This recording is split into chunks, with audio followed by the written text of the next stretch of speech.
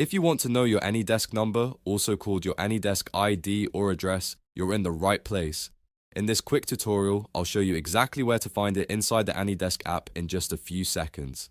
This is useful if someone needs to connect to your computer remotely, if you're helping a friend or client, or if you simply need to share your ID for support. If this video helps, make sure to hit the like button and subscribe for more simple tech tutorials. Alright, let's jump right in.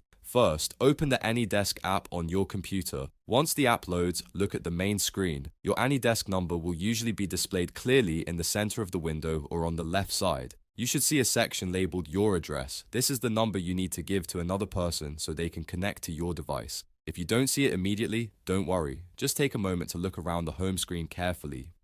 In most versions of AnyDesk, the address is shown as a long set of numbers and sometimes letters as well. That is your unique AnyDesk ID. You can copy it and paste it wherever it needs to go, or simply read it out loud to the person who needs access. It's important to remember that this number is what others use to request a remote session with your device, so only share it with people you trust. If you're ever asked to connect to someone else, you would enter their AnyDesk address into the remote desk field on your side. But for finding your own number, all you need to do is open the app and check the section marked Your Address. If your AnyDesk window looks a little different, make sure the app is fully open and that you're on the main dashboard. Sometimes the layout can vary depending on the version you're using, but your ID is almost always visible on the front screen. Once you locate it, you're ready to share it for remote support, screen sharing, or troubleshooting.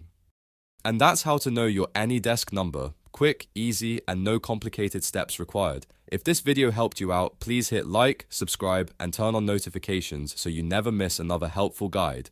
Thanks for watching, and I'll see you in the next one.